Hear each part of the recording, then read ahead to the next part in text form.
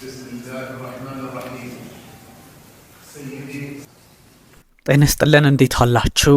ቱርክ ሌላኛዋ ኢራን ለእስራኤል ልትሆንባት እንደምትችል እየተነገረ ይገኛል። ከዛ ውጭም ደግሞ ሳውዲ አረቢያ፣ ፓኪስታንና ቱርክ ዛሬ ምን አይነት ስምምነት ነው ያደረጉት የሚለውን በስፋት እንመለከታለን። የቱርኩ ፕሬዚዳንት ረጂብ ጣይብ ኤርዶዋን ሳውዲ አረቢያ ገብተዋል። በጣም ከገረመኝ ሀሳብ መካከል መናገር የምፈልገው ወይም ደግሞ በኋላ በደንብ እመጣበታለሁኝ።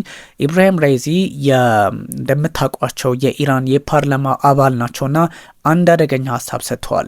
ሳውዲ አረቢያ ሆይ አንቺ በምንም አይነት መንገድ በወረቀት ላይ ስምምነት አትመኝ። የወረቀት ላይ ስምምነት ከዚህ በፊት እጅግ ለበርካታ ዓመታት እንዳደረግሽው ሁሉ ይቀጥላል።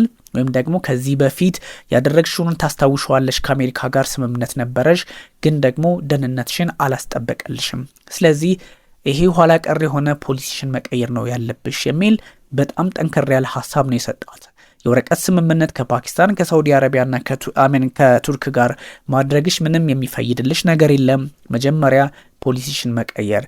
ያም ማታደርጊ ከሆነ ፖሊሲሽን ብትቀይሪም ከዚህ በፊት ዋሽንግተን አጋር ሆነሽ ለአመታት ዘልቀሻል፣ ግን ያዳነሽ ነገር አንዳች የለም በሚል ተሳልቀውበታል ኢብራሂም ራይዚ።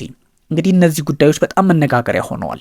ይህ እንግዲህ ስምምነት በተለይም ደግሞ አንዱ ሀገር ከተነካ ሌላው እንደተነካ ይቆጠራል የሚለው የሶስትዮሽ ስምምነት ስጋቱ ለኢራንና ለእስራኤል ነው።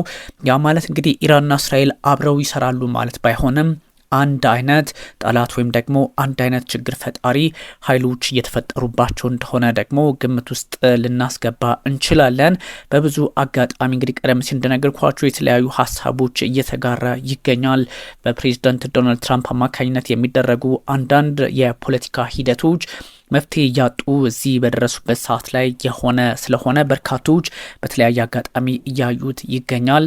በዛ ላይ ደግሞ ኢራን በየትኛውም ሁኔታ በየትኛውም መለኪያ ሳውዲ አረቢያን የሚያድናት የወረቀት ላይ ስምምነት አይደለም፣ ለደህንነቷ ዋስትና አይሆናትም በሚል ኢራን በሳውዲ አረቢያ ላይ ተሳልቃባታለች። እነዚህ ጉዳዮች እርግጥም ዓለምን እያነጋገሩ የሚገኙ ናቸው። ምንድን ነው የሚለውን በስፋት ነግራችኋለሁ ወደ ተመልካቾቻችን። እናንተ የተለመደ ላይክ፣ ሰብስክራይብ፣ ሼር ማድረጉን ኮሜንት ማድረጋችሁን ወይም ሀሳብ መስጠታችሁን ቀጥሉ። እንደነ ቢፌር ያሉት ወንድሞቻችን እንግዲህ ጠፋ ብለዋል።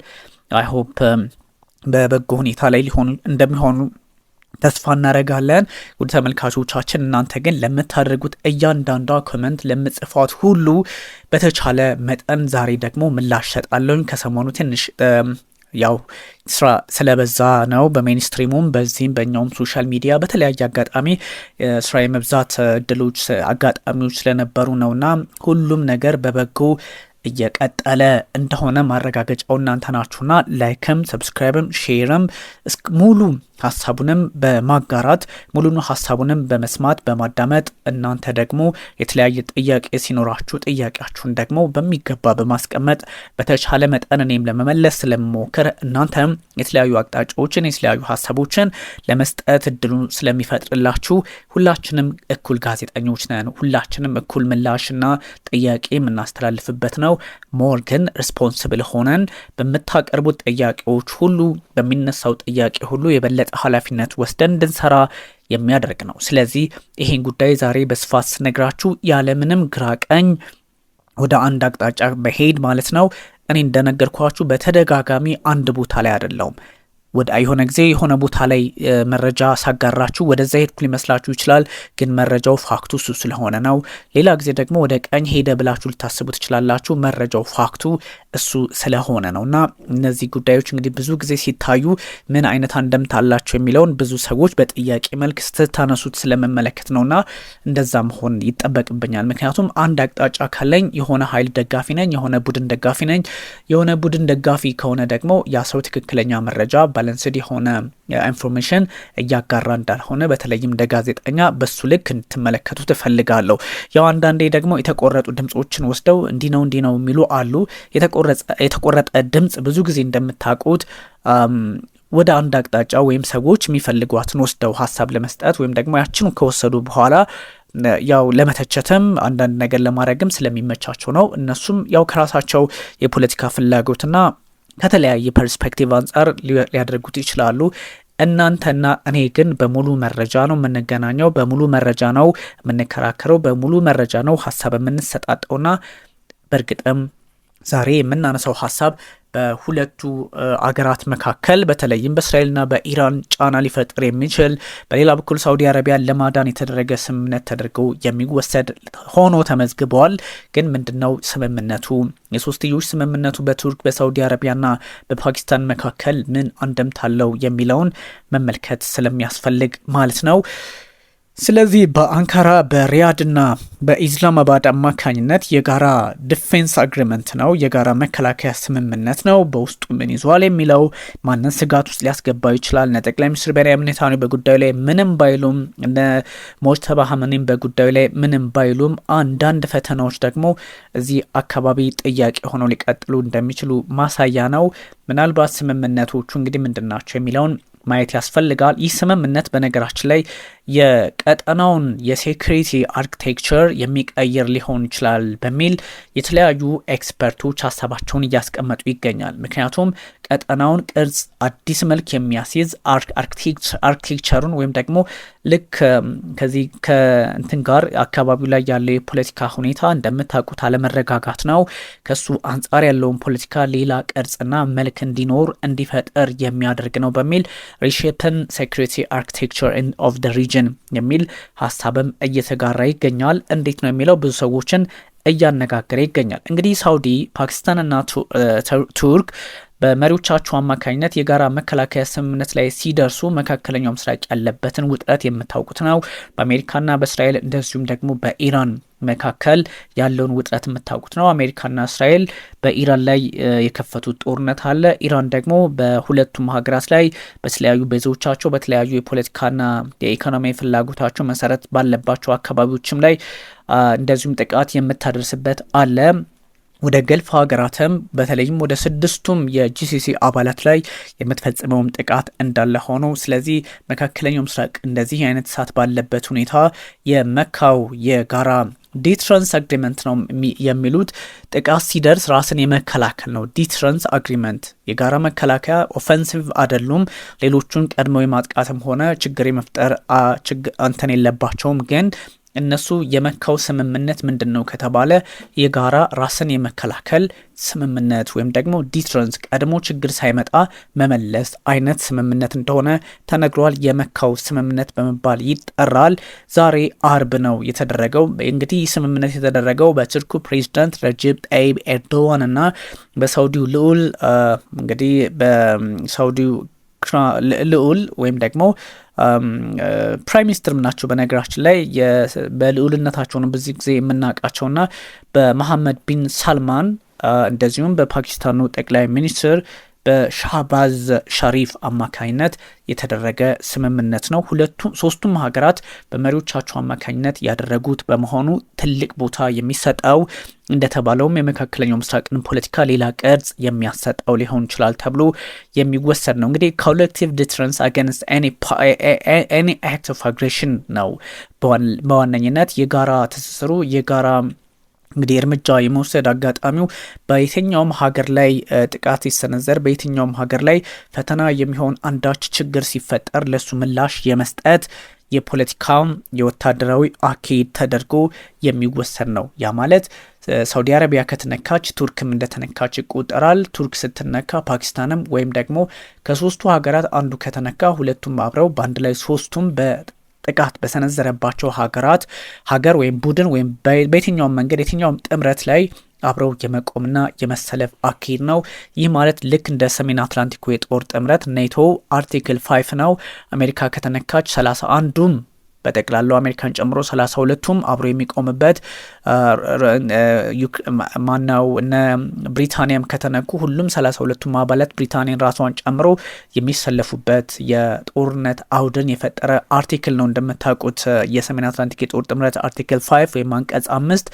ይሄ ማለት እንግዲህ በአንካራ በሪያድ እና በኢስላማባድ አማካኝነት የተደረገው ስምምነት የተፈጠረው ስምምነት አንዱ ሲነካ ልክ እንደ ኔቶ አንቀጽ 5 አይነት ሁሉም እንደተነካ የሚቆጥር ነው ማለት ነውና እንግዲህ ስቴትመንቱ ፓኪስታን የውጭ ጉዳይ ሚኒስቴር መስሪያ ቤት በኩል ወይም ደግሞ የውጭ ጉዳዮች ሚኒስቴር በኩል የወጣ መግለጫ ነውና የጋራ ስምምነቱ መፈረሙን በግልጽ አስቀምጧል። ይሄኛው እንግዲህ የተመራበት በጣም ረዥም ጊዜ በነበረው በታሪካዊ ግንኙነትና ትስስር አማካኝነት በሶስቱ ሀገራት መካከል ያለውን ታሳቢ በማድረግ ነው የሚል ሀሳብ ነው ያስቀመጡት። እንግዲህ መሰረቱን ያደረገው በሶስቱም ሀገራት መካከል እርስ በርስ ባላቸው ወንድማዊ ግንኙነት ያ ማለት በእስላማዊ ትስስር በእስላማዊ አንድነት አብሮ በመቆም ወይም ደግሞ እስላማዊነት እነሱ ያሉበትን ነው የፓኪስታን የውጭ ጉዳይ ሚኒስቴር መስሪያ ቤት ያስቀመጠው ነው የምነግራችሁና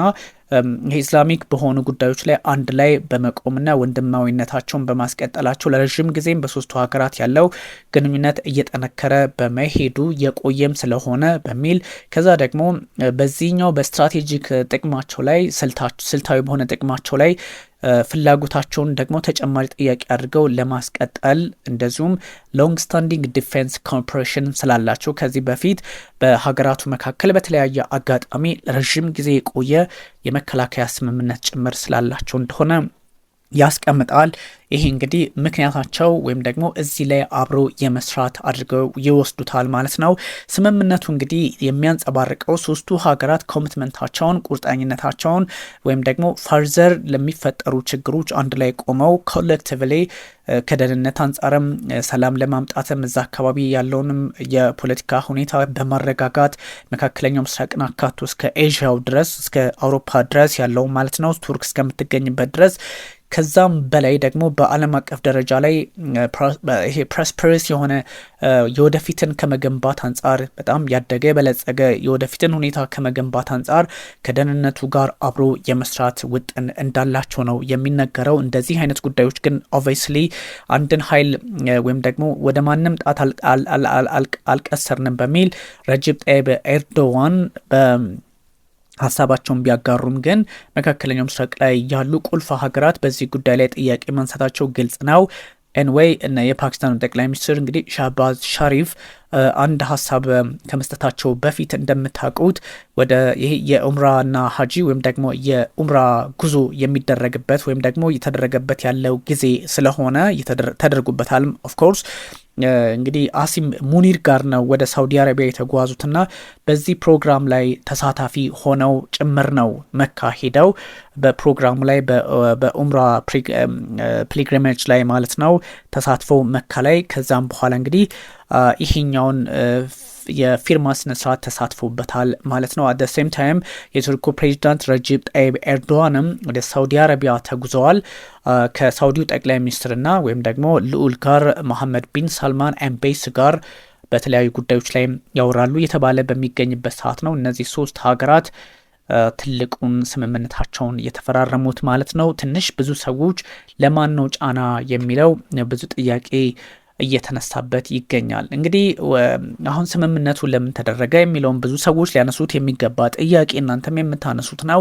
የተደረገበት ምክንያት በአንካራ በሪያድና በኢስላማባድ አማካኝነት የተደረገው በጣም ለረዥም ጊዜ በጣም ማርኪንግ የሆኑ ጉዳዮች አሉ። ከኦክቶበር 7 በኋላ ኦክቶበር 7 2023 ወይም ደግሞ ከመስከረም 26 2016 ወዲህ በኢትዮጵያ አቆጣጠር ሐማስ እስራኤል ላይ ጥቃት ሲሰነዝር ከዛን ሰዓት ጀምሮ ደግሞ እስራኤል በጋዛ እንደዚሁም ደግሞ ከጋዛን ባሻገር በተለያዩ የሊባኖስ አካባቢዎች 1/5 የሚሆነውን የሊባኖስ ግዛት በመያዝም ጭምር እየተንቀሳቀሰች በሆነችበት ሰዓት በየመን እንግዲህ ሁቲዎች ሳውዲ አረቢያና በጠቅላላው የመንግስታቱ ድርጅት እውቅና በሰጠው የመን መንግስት ላይ ጫናቸውን ባበረቱበት አት ሴም ታይም ደግሞ ሳውዲ ላይም የመን ሁቲዎች ጥቃታቸውን እያጠናከሩ በሄዱበት በኢራንና በአሜሪካ መካከል ያለው ውጥረትም እጅግ አስቸጋሪ የሆነ ባለበት ሰዓት በቀይ ባህር ፖለቲካ ላይ ፈታኝ ሁኔታዎች በተፈጠሩበት በህንድ ውቅያኖስ በኤልመንደብ የደን ባህረ ሰላጤ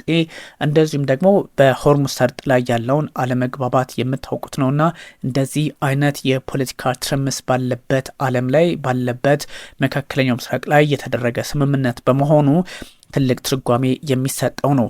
ቴንሽኑ እንግዲህ ቀላል አይደለም። እነዚህ ሶስት ሀገራት በዚህ ልክ ስምምነት ላይ መድረሳቸው ብዙ ነገሮችን የሚጠቁም ነው። አንደኛው ድሮይንግ በብዙ ነገር ኢንፍሉዌንሶችም አሉ።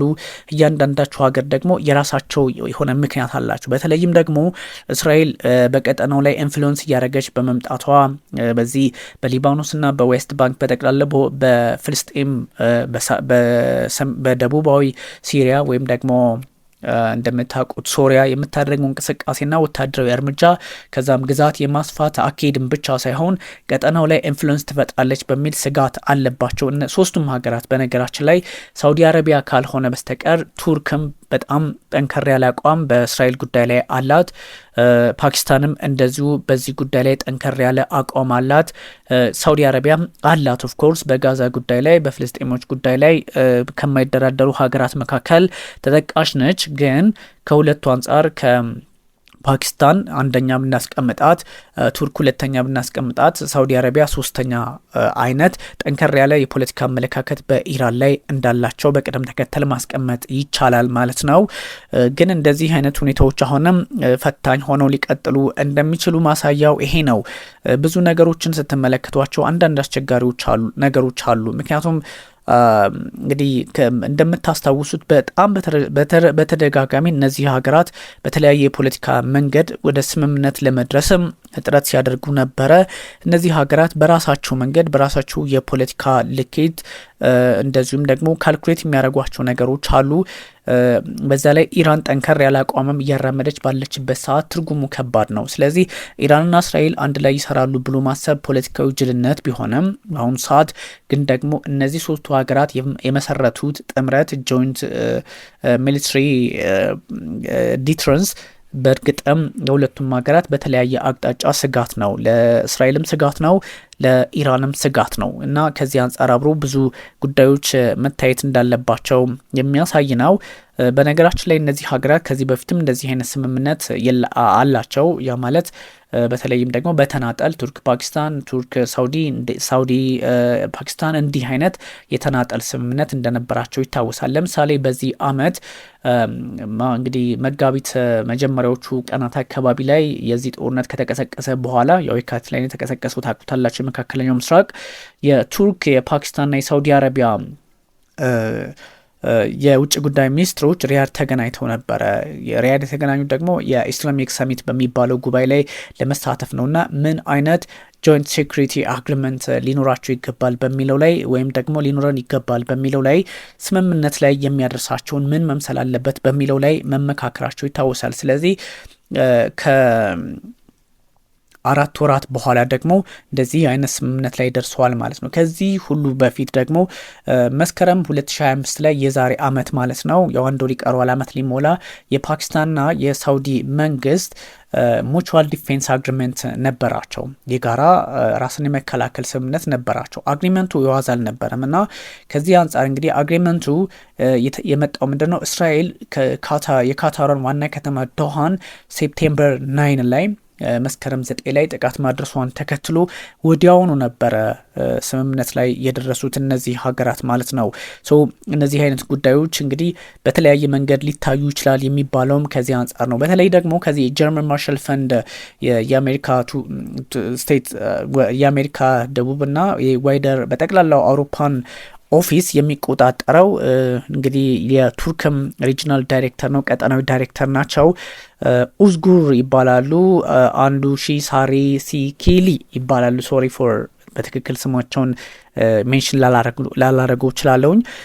እሳቸው እንግዲህ ያስቀመጡ ይሄ ዳይሬክተር ያስቀመጡት ይሄ ነው። እነዚህ ሀገራት መገናኘታቸው ቀላል አይደለም። በመካከለኛው ምስራቅ ላይ ያለው ችግር ከባድ የሆነ በመጣበት ሰዓት ፈተናዎች በተለያየ አቅጣጫ አስቸጋሪ የሆኑ በመጡበት ሰዓት የሆነ ነውና ትልቅ ስም ሊሰጠው ይገባል የሚል ሀሳብ ነው የሰጡት። ሶስቱም ሀገራት የየራሳቸው የሆነ ኳሊቲ እንዳላቸው ስቴት ሴንትሪክ ናቸው።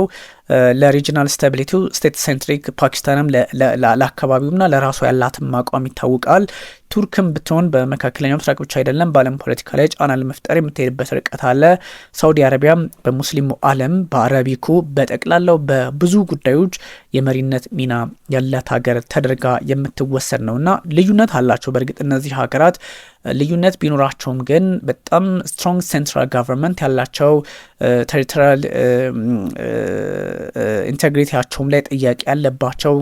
ምክንያቱም ቱርክም ውስጥ ብትሄዱ፣ ሳውዲ አረቢያን ብትሄዱ፣ ፓኪስታንን ብትሄዱ የተለያዩ ጥያቄዎች አሉባቸው።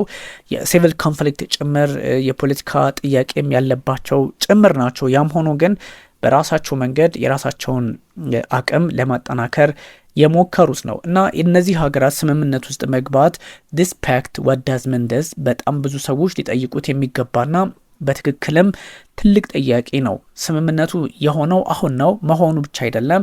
ትራይላትራል የሶስትዮሽ ስምምነቱ በተለየ አጋጣሚ ሊታይ የሚችል ነው። ምክንያቱም በአንካራና በኢስላማባድ መካከል እንደዚሁም ደግሞ በሪያድ መካከል ያለውን ጉዳዮች በተለያየ አቅጣጫ ማየት ያስፈልጋልና ፓክቱ ኦሬዲ በአንካራና በኢስላማባድ ላይ ያለውን ስምምነት ላይ ተጨማሪ ጉልበት የሚሰጥ ነው። ከዚህ በፊት ነበራቸውና ሚሊትሪ እና ፋይናንሻል ወይም ወታደራዊና የፋይናንስ ከኢኮኖሚ ጋር የተገናኙትን ጉዳዮች እርስ በርስ እነዚህ ሁለት ሀገራት እንዲያጠናክሩ ሶስቱም ሊያደርጋቸው ይችላል።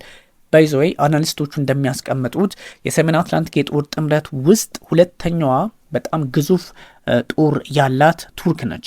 ያ ማለት እንግዲህ ኦብቪየስሊ ከአሜሪካ ቀጥሎ ነው። ስለዚህ ቀላል ኃይል አይደለችም ቱርክ ማለት ነው። ቱርክ በጣም ግዙፍ ኃይል ያላት ናት። ያ ማለት በሰሜን አትላንቲክ የጦር ጥምረት ነው። ከዛ ውጭ ሲሆን ግን ከኔቶ ጥምረት ውጭ ሲሆን ግን ራሽያ ቁጥር 2 ላይ ትቀመጣለች፣ ቻይና ቁጥር 3 ትቀመጣለች። ሌሎች ሀገራትም በጣም ብርቱ ኃይል ያላቸው አሉ። ግን በሰሜን አትላንቲክ የጦር ጥምረት ውስጥ ሁለተኛው ግዙፍ ጦር ያላት ወሳኙ ሀገር ቱርክ ነች። ይህን ትወስዳላችሁ። ሳውዲ አረቢያ ደግሞ የዓለማችን ከፍተኛ ቶፕ ኦይል ኤክስፖርተር ነች። ቁጥር 1 ልንላት እንችላለን። ነዳጅ ላኪ ሀገር ናት። ፓኪስታን ደግሞ ብቸኛዋ ሙስሊም ሀገር ኒውክሌር የታጠቀች ናት። ሶ ዲስ 3 ፓወርስ የራሳቸው የሆነ ዳይቨርሲቲ የራሳቸው የሆነ በጣም አስተዋጽኦ ሊያደርጉት የሚችላቸው የተጠናከረ ፓወር እንዳላቸው ያሳያል። እንደነገርኳችሁ ቱርክ ኔቶ ውስጥ ሁለተኛ የሆነ ጦር ግዝፈት ያላት ከሆነች፣ ሳውዲ አረቢያ ደግሞ በነዳጁ ፖለቲካ ላይ በነዳጅና ኤክስፖርት በማድረግ ይህን ሚና ከተወጣች፣ ፓኪስታን ደግሞ ወደ 170 አካባቢ የሚሆን የኒውክሌር ጫፍ የታጠቀች ሀገር ከሆነች ሁሉንም ነገር ያሟሉ ያደርጋቸዋል እነዚህ ሀገራት። ስለዚህ ውጥረቱ እንደዚህ በቀላሉ የማይታይ ነው የሚባለው እንደዚህ ነውና የቱርክ የመከላከያ ካፓቢሊቲ ምርቷም ሁሉም ነገር እየጨመረ ስለሄደ የሳውዲ ፋይናንስና በዛው አካባቢ ያለው ማስኩላሪቲዋ እየጨመረ መሄድ ጫናዋ ስፔር ኦፍ ኢንፍሉዌንሷ ከባድ የሆነ መምጣቱ የፓኪስታን በጣም የሚሊትሪ ኤክስፒሪየንስ ያላቸው ናቸው። ከዚህ ከስትራቴጂክ ዲትራንሱን ከመመለስ የጦር ልምድ አላቸው። ፓኪስታን እንደምታውቁት ከህንዶችም ጋር ይዋጋሉ። በቅርብ ጊዜ ያደረጉትንም ታስታውሳላችሁ። ፓኪስታን እንደዚሁም ደግሞ ከአፍጋኒስታን ኃይሎች ከታሊባኖችም ጋር በተደጋጋሚ ጦርነት ውስጥ የነበሩ ናቸው። በዛ ለኒውክሌር የታጠቁ ናቸውና እነዚህ ነገሮች ስትመለከቷቸው የተለያየ የፖለቲካም የወታደርም የፋይናንስም አቅም ያላቸው ናቸውና አንድ ላይ ሲሆን ደግሞ በእርግጥም እነዚህ ሀገራት ያላቸውን የሁለንተናዊ የተቀናጀ ወይም ደግሞ በጥምረት አንድ ላይ ከሰሩ ከፍተኛ ጫና ዓለም ላይ ወይም ደግሞ ሀያላን ናቸው ተብለው በሚታሰቡት ሀገራት ላይ መፍጠር የሚችሉ መሆናቸውን የሚያሳይ ነው። በጣም በብዙ መንገድ የሚታይ የሚሊትሪ ጥምረትም ያላቸው ሀገራት ናቸው ማለት ነው። ስለዚህ የነ ቱርክም የነ ፓኪስታንም የነ ሳውዲ አረቢያም የየራሳቸው ኳሊቲ በብዙ መንገድ ሊታይ የሚችል ነው። ለምሳሌ እነዚህ ሀገራት እንግዲህ ስምምነታቸው እኛ ማንንም ላይ ጣታችንን አንቀስርም ነው ያሉት ረጂብ ጣይብ ኤርዶዋን።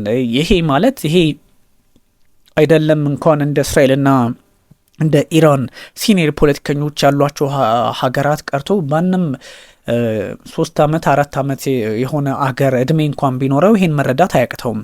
እንግዲህ ሳውዲ አረቢያ ፓኪስታንና ቱርክ አንድ ላይ ሆነው ወታደራዊ ጥምረት ሲመሰርቱ ሲጣመሩ አንደኛው ሲነካኔም እንደተነካሁ ቆጥረዋለሁ የሚል ፖለቲካ ውስጥ ሲገቡ ወይም ደግሞ መሐመድ ቢን ሳልማን ሲመቱ እንደተመታው ቆጥረዋለሁ ኤርዶዋን ካሉ፣ ሳልማን ሲመቱ እኔ እንደተመታው ቆጥረዋለሁ ካሉ፣ ወይም ደግሞ ሻሪፍ ሲመቱ እኔ እንደተመታው ቆጥረዋለሁ ኤርዶዋንና ኤምቤስ ወይ መሐመድ ቢን ሳልማን ካሉ ከዚህ እንግዲህ ይሄ ማለት ምን ማለት ነው?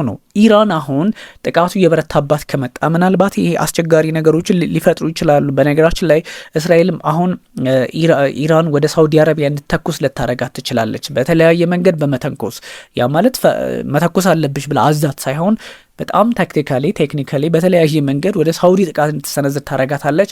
ስለዚህ አጌንስቱ ኢራን ሳውዲ እንደምትቆም ይታወቃል፣ ምክንያቱም ስለምትመታ ወደፊትም ከተጠቃሽ ማለት ነው። ግን ፓኪስታንና ቱርክ ደግሞ ይሄ ስምምነት አላቸውና ሪያድ ተመታች ብለው አብረው ሊነሱ ይችላሉ ማለት ነው። ይሄን ለማድረግ ደግሞ እንደነ ጠቅላይ ሚኒስትር ቤንያሚን ኔታንያሁ ያሉ ፖለቲከኞች ሊያረጉት ይችላሉ፣ ሊገፋፉ ይችላሉ ነው።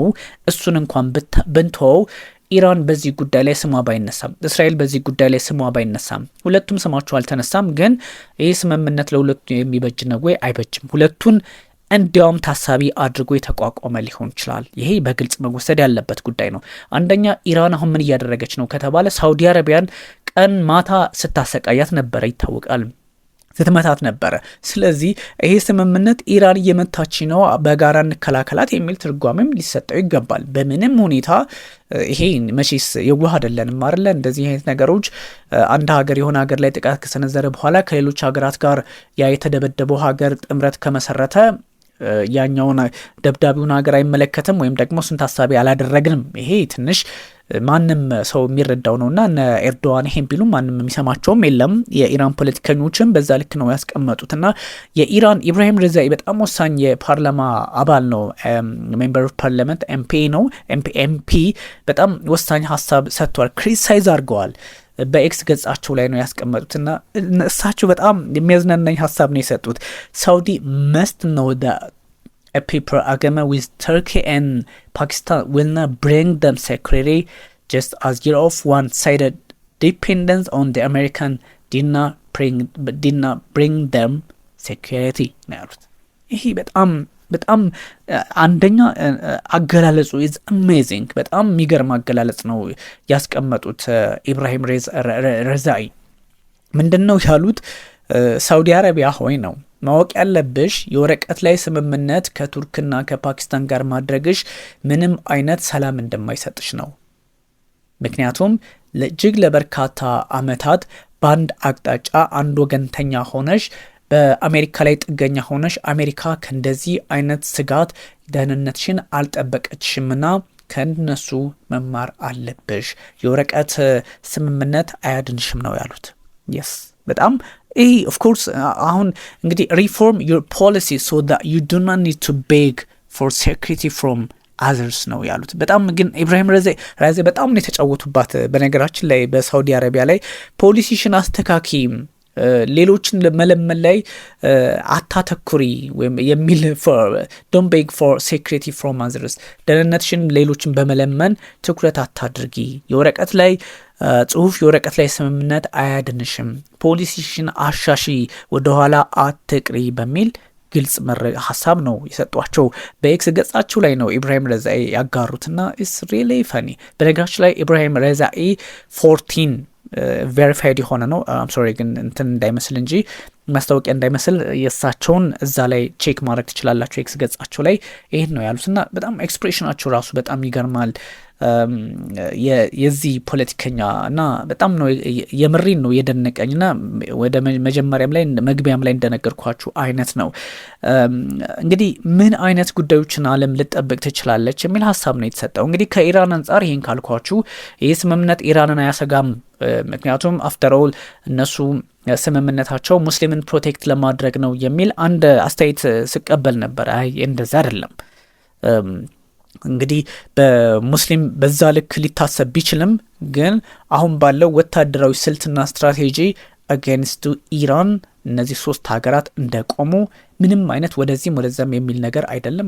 ግልጽና ግልጽ የሆነ ጉዳይ ነው። ይሄን መውሰድ ያስፈልጋል።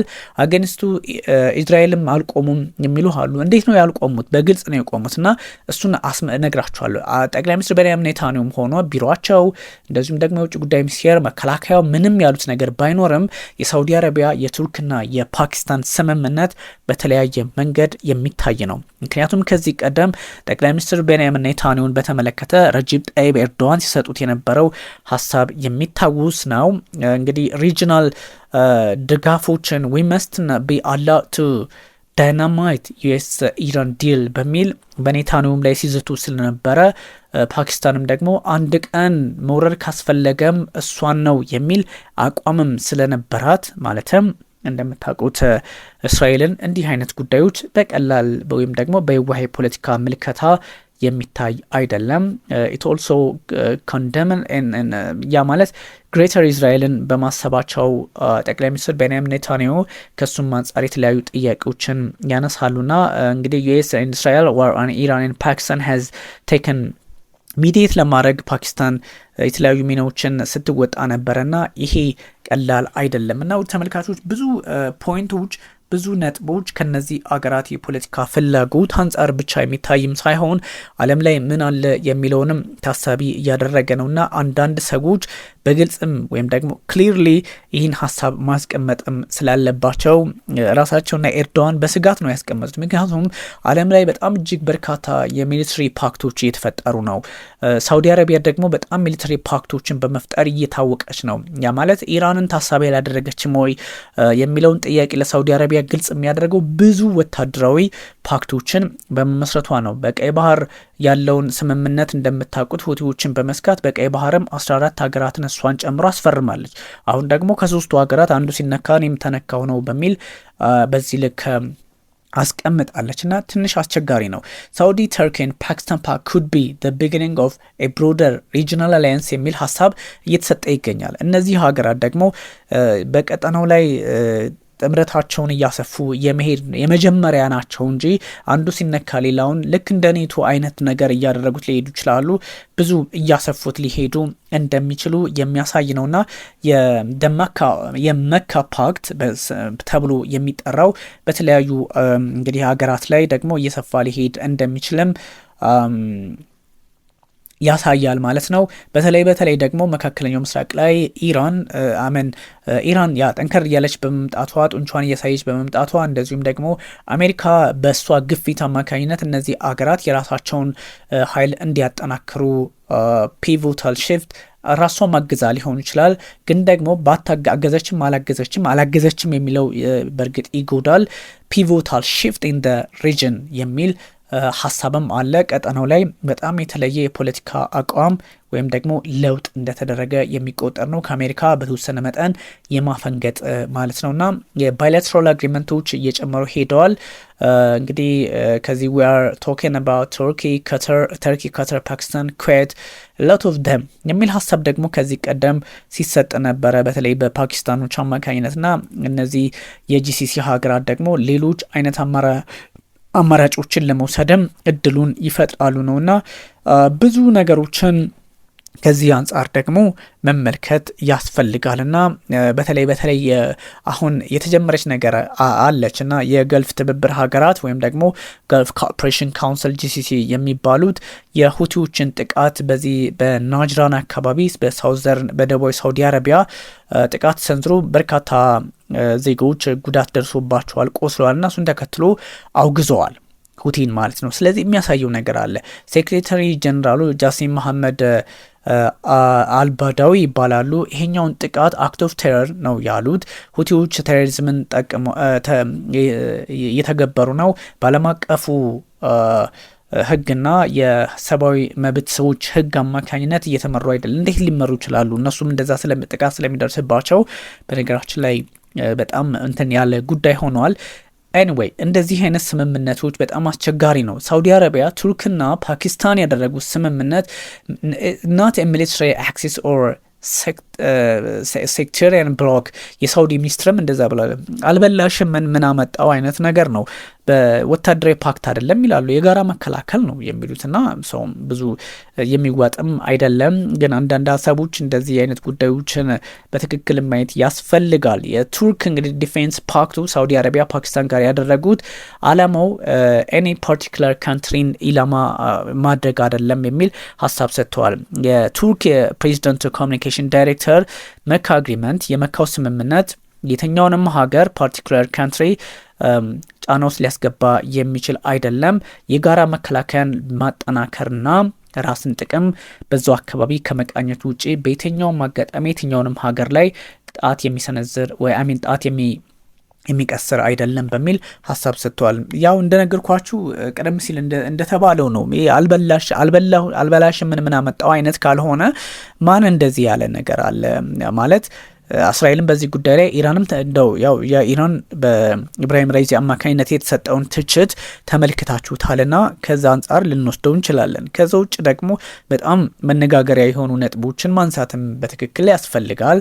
ጆይንት ዲፌንሱ በትክክል እነዚህ ቴህራንና እንግዲህ ተላብፈን ግምት ውስጥ እያስገባ እንደሆነ ማወቅ አለባችሁ። በነገራችን ላይ ተመልካቾች የእናንተን ሀሳብ አከብራለሁ። ለምንድነው ተላቪቭ የምትለው የእስራኤል ዋና ከተማ ኢየሩሳሌም አይደለች ወይ ትሉኛላችሁ። ይሄ እንግዲህ በእስራኤል በኩል ያላችሁ ተመልካቾቼ ናችሁ። እኔ ብዙ ጊዜ ነግራችኋለሁ። የመንግስታቱ ድርጅት ያለውን ተከትዬ ነው ብዙ ጊዜ ኤክስፕሬሽኖች የመንግስታቱ ድርጅት የእስራኤል ዋና ከተማ እንግዲህ ተላቪቭ አድርጎ ስለሚወስድ እኛም በዛ ልክ ነው መሄደው። እኔ ፐርሰናሊ ወይም ደግሞ ዌስት ጀሩሳሌም የሚል ካለም ዌስት ጀሩሳሌም ሊል ይችላል። ግን የመንግስታቱ ድርጅት እውቅናው ለተላቪቭ ስለሆነ ነው። በዛ ላይ ደግሞ ኢትዮጵያም እንደ ሀገር እውቅናዋ ለተላቪቭ ስለሆነ ነውና አም ሶሪ እናንተ የምትፈልጉትን አለላችሁም ያልኳችሁ ብዙ ጊዜ እንደዚህ ነው። በእስራኤል በኩል ያላችሁ ሰዎችም ባትሆኑ ጥሩ ነበረ። መረጃውን ብቻ ማጋራት እንደዛ የማለልበት ምክንያት በመንግስታቱ ድርጅት መርህ አማካኝነት ጋዜጠኛም ስለሆንኩኝ ግዴታዬ ነው በዛ ስለመንቀሳቀስ ፕላስ ደግሞ ኢትዮጵያም ብትሆን አቋሟ እንደዛ ስለሆነ ነው። at the same time ደግሞ በፍልስጤማውያን ወይም ደግሞ በተለየ ጎን ሆናችሁ እንደዚህ አይነት ጉዳዮችን የምትመለከቱ ሰዎች ስትኖሩ ደግሞ አንዳንድ የማትፈልጓቸውን ሀሳቦች ለምሳሌ ኦኩፓይድ ዌስት ባንክ ይላሉ አይደለ? የተያዘው ዌስት ባንክ እንደዛ እንዳልልም ለምን በቃ ዌስት ባንክ ይገልጸዋል። የተያዘው ያልተያዘው እንደዛ የሚል ከሆነ የጋዜጠኝነቱን በተወሰነ መጠን ያንሻፍፈዋል እና ምንም እንኳን እውነታ አንዳንዴ ቢኖርም ምንም እንኳን ፋክት እጅ ላይ ሊኖር ቢችልም ግን ደግሞ ሁሉንም አቅጣጫዎች በተመለከተ መቀጠል ግዴታ የሙያ ግዴታም ስለሆነ እናንተም ደግሞ አንደርስታንድ ስለምታደርጉኝ ከዛ አንጻር ነው።